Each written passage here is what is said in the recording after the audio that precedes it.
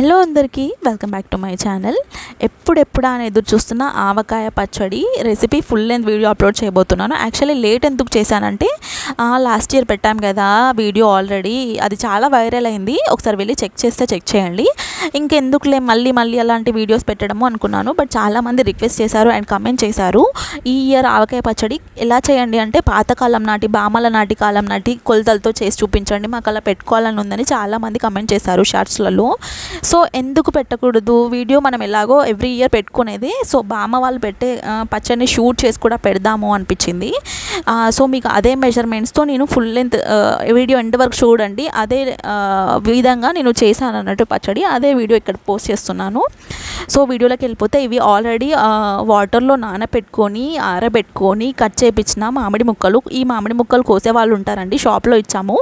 ఈ మామిడి ముక్కలు మొత్తం 100 కాయలు అయ్యి, అంటే 105 కాయలు అయ్యి 100 వరకు కాయలు తీసుకొని పెట్టామన్నట్టు. సో మీకు మాత్రం నేను 8 కప్స్. సో ఆ ముక్కలన్నీ మంచిగా కొట్టినాక కూడా మంచిగా ఆరబెట్టుకోవాలి, ఫ్యాన్ కింద ఆరబెట్టుకొని అవి చెమ్మ అనేది ఆరాలి. జీడి మొత్తం తీసుకున్నాక ఆ పైన ఉండే ఆ వైట్ లేయర్ మీకు అక్కడ వీడియోలో చూపిస్తున్నాను కదా స్క్రీన్ మీద. సో అలా ఆ లేయర్ అనేది ప్రతి ముక్కకి ఓపిక్గా చూసుకొని మనం తీసేయాలి. ఎందుకంటే ఇది మనం 1 ఇయర్ అబోవ్ 1 ఇయర్ యూజ్ చేసే పచ్చడి. అది తీయకపోతే ముక్క అనేది మెత్తపడుతుంది, బూజు వచ్చే ఛాన్సెస్ ఉంటాయి. సో ఎక్కువ రోజులు ఉండదు అన్నట్టు మామిడికాయ పచ్చడి. అందుకోసమని కరెక్ట్గా ప్రతి ముక్క చూసుకొని మనము తీయాలన్నట్టు. అక్కడ కప్ చూపిస్తున్నాను కదా, కప్పుతో కొలిసి మనం పెట్టుకుంటున్నాము. ఎందుకంటే ఇట్లనే కొలిసే వాళ్ళంట. కొంతమంది కేజీస్ జోకి కూడా పెట్టుకుంటారు, బట్ అది డిఫరెంట్ ప్రాసెస్. ఇది మాత్రం కప్తో కొలిసి పెట్టుకోవాల్సిన పచ్చడి అన్నట్టు. చూడండి ప్రతి ముక్క చాలా నీట్గా ఓపిక్గా జీడి మొత్తం తీసేసాము. సో ఇక్కడ మనము ఎండలో పెట్టుకోవాలన్నట్టు. ఇక్కడ ఎల్లిపాయలు కానీ మెంతులు కానీ ఆవాలు కానీ, ఇక్కడ చూడండి కల్లుప్పు, దాన్ని రాళ్ళ ఉప్పు అంటాము, క్రిస్టల్ సాల్ట్. సో అవి తీసుకొని మనం ఎండలో పెట్టుకోవాలి. సో అది తీసుకొని మనం ఎండలో పెట్టుకొని తర్వాత దాన్ని మిక్సీ పట్టుకొని వేసుకోవాలన్నట్టు. కొంచెం మెత్త సాల్ట్, సాల్ట్ మనకి బయట ప్యాకెట్స్లో కూడా దొరుకుతుంది కదా, మెత్తగా మనం డైలీ యూజ్ చేసేది, అది వేసుకోకూడదు. ఎక్కువ రోజులు పచ్చడి నిల్వ ఉండాలి అంటే మనము ఇలా క్రిస్టల్ సాల్ట్ తీసుకోవాలన్నట్టు. అండ్ ఇవి ఎండలో ఎందుకు పెట్టుకోవాలి అంటే వీటిలో ఉండే చెమ్మ అంటే కొంచెం తడిగా ఉంటుంది కదా, అది అంతా మంచిగా పోయి మంచిగా ఎండి మంచిగా ఉంటాయి అన్నట్టు. పచ్చడి ఎక్కువ రోజులు ఉంటుంది. తడి అనేది అస్సలు తాకకూడదు పచ్చడికి. ఒక 1 సింగిల్ డ్రాప్ ఆఫ్ వాటర్ పడ్డా కానీ పచ్చడి అనేది కంపల్సరీ ఖరాబ్ అవుతుంది. ఈ మామిడికాయ పచ్చడికి చాలా నిష్టలు ఉంటాయండి. సో అవన్నీ కంపల్సరీ ఫాలో అవ్వాలి మనం, ఎందుకంటే ఎక్కువ క్వాంటిటీలో పెట్టుకుంటున్నాం కాబట్టి. సో ఇక్కడైతే కరాని కారం తీసుకున్నాము, 500 grams ఆఫ్ ప్యాకెట్స్ తీసుకున్నాం అన్నట్టు మేము కొలతలకి. సో చాలామంది మనము మిల్లులో పట్టించిన కారం కూడా వేసుకుంటారు. సో ఆ కారం వేసుకోకూడదు అంటే వేసుకోవచ్చు. బట్ అదేంటి అంటే కొంతమంది సాల్ట్ ఆల్రెడీ కారంలో వేసి పట్టించుకుంటారు, అలాంటప్పుడు మనకి మెజర్మెంట్స్ కరెక్ట్గా తెలియదు.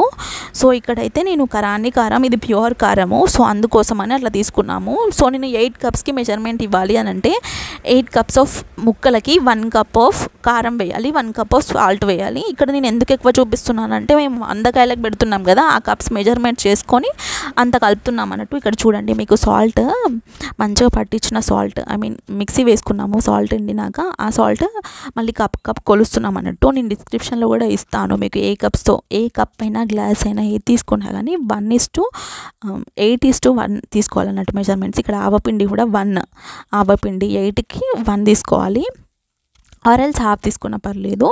ఇక్కడ పావు వంతు అంటే మనం ఏ కప్ తోటి అయితే మెజర్మెంట్ చేసామో దాని పావు వంతు మనం మెంతిపొడి తీసుకోవాలన్నట్టు.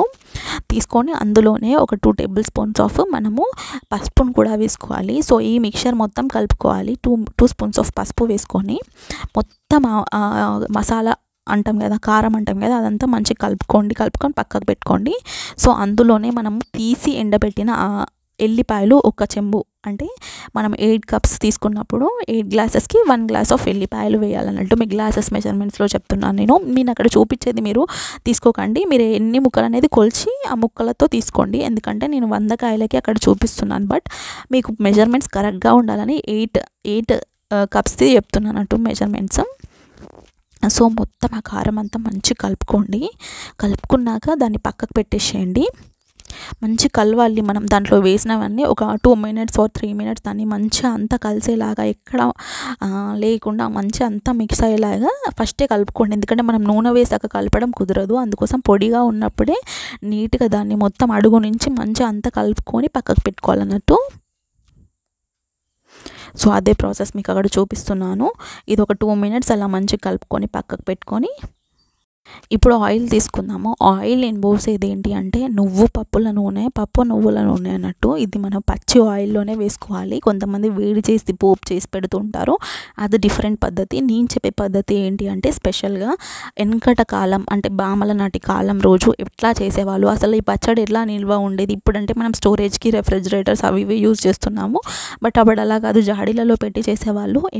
సంవత్సరం 2 సంవత్సరాలు 3 సంవత్సరాలు అయినా ఖరాబ్ అవ్వకుండా ఉండేది. సో అది ఆ పద్ధతిలో ఎలాంటి పద్ధతిలో చేస్తే మనకి ఎక్కువ రోజులు ఉంటుంది అనేది నేను తీసి చెప్తున్నాను. సో ఇక్కడ చెప్పాను కదా 8:1, 1 cup of oil, 1 cup of కారం, 1 కప్ ఆఫ్ సాల్ట్, ఏదైనా 8:1 తీసుకోవాలన్నట్టు.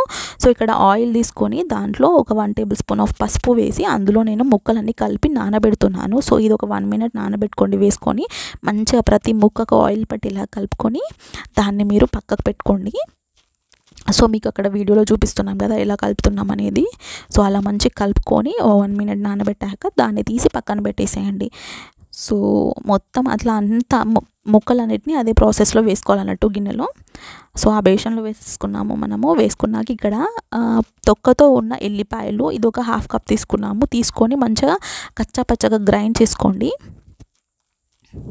చూసారు కదా, ఈ గ్రైండ్ చేసుకున్న దాన్ని దాంట్లో వేసేయండి. ఎందుకంటే స్మెల్ బాగుంటుంది ఇలా వేసుకుంటే, అండ్ హెల్త్ కూడా మంచిది, గ్రేవీకి కూడా మంచి టేస్ట్ యాడ్ అవుతుంది ఎల్లిపాయలు మనం అలా మిక్సీ పట్టి వేసుకుంటే. సో మొత్తం వేసుకొని అంతా కలుపుకోవాలన్నట్టు వాటిని మొత్తం ఎల్లిపాయ ముద్ద మొత్తం అన్ని ముక్కలకు అంటేలాగా మంచిగా కలుపుకోండి. సో ఇక్కడ ఏంటి అంటే మనం ఆల్రెడీ చేసుకున్న మసాలాలు ముక్కలన్నీ కలుపుతున్నాం అన్నట్టు. అన్నీ అలా కొంచెం కలుపుతూ ప్రతిదీ మనం జాడికెత్తుకోవడమే. ఆ మసాలా మొత్తం కారం ఏదైతే ఉందో ఆ కారం మొత్తంలో ఈ ముక్కలు వేస్తూ మనం కలుపుకోవాలి. ఈ ముక్కలన్నీ మనం నూనెలో ఆల్రెడీ కలిపి పెట్టిన ముక్కలు కదా, దాంట్లోనే కారం వేస్తూ కలుపుకోవాలి. కొన్నిగా కలుపుకొని మొత్తం మనం జాడికెత్తుకోవాలి. సో ఇదంతా ఇలా కలుపుకొని మనం ఏదైనా జాడికి ఒక 3 డేస్ వరకు ఎత్తి పెట్టాలి. సో ఇక్కడ ఒక 3 డేస్ వరకు నేను అలా కలిపి పెడుతున్నాను. చూసారా ఎంత రెడ్గా ఎంత బాగుందో. సో కరాని కారం మేము తీసుకుంది. ఏ కారం అయినా కానీ ఉప్పు మెజర్మెంట్స్ వేరు, కారం మెజర్మెంట్స్ వేరు. సో ఇలా మనం అండ్ ఇంకొక చాలామంది అడిగింది కలిపినాక 3-4 డేస్కి మాకు పచ్చడి ఖరాబ్ అవుతుంది ఇంటికి ఏంటి అని అడుగుతున్నారు. సో అది ఏంటి అంటే మీరు ఈ మామిడికాయ పచ్చడి పెట్టడానికి ముందు స్నానం చేసి నిష్టగా ఉండి పెట్టాలి. చూడండి థర్డ్ డేకి మంచి ఆయిల్ ఊరింది. మనకి ఇంకో సాల్ట్ ఏమైనా పడుతుందంటే మెజర్మెంట్స్ కరెక్ట్గా వేసుకున్నాం కాబట్టి సాల్ట్ కూడా ఏం పట్టదు, ఆయిల్ కూడా ఏం పట్టదు. మీరు ఆయిల్ ఎక్కువ తినే వాళ్ళైతే ఆయిల్ వేసుకోవచ్చు. పచ్చడి మీద ఎప్పుడైనా ఆయిల్ ఇట్లా తేలిందంటే పర్ఫెక్ట్ అన్నట్టు. చూడండి ఇక్కడ మంచిగా కలుపుకొని పెట్టుకున్నాం కదా, రెడ్గా ఎంత బాగుంది పచ్చడి. చూస్తుంటే ఎంత అంటే అంత బాగుంది. నేను ఫ్లాష్ లైట్ ఆన్ ఆఫ్ చేస్తున్నా, అడ్జస్ట్మెంట్స్ చేస్తున్నా కాబట్టి మీకు ఎట్లా కనిపిస్తుంది, కానీ చాలా బాగుంది. రెడ్ కలర్లో ముక్క గట్టిగా చాలా బాగుంది. ఈ పద్ధతిలో పెట్టి చూడండి, ముక్క ఖరాబ్ కాదు అండ్ పచ్చడి కూడా ఖరాబ్ కాదు. సో వేడి అన్నం వేసుకొని బేషన్కి కలిపి తింటే చాలా బాగుంటుంది కదా. మీరు కూడా నేను చెప్పిన పద్ధతిలో ఒకసారి ట్రై చేసి చూడండి, చాలా పర్ఫెక్ట్గా వస్తుంది. Thanks for watching.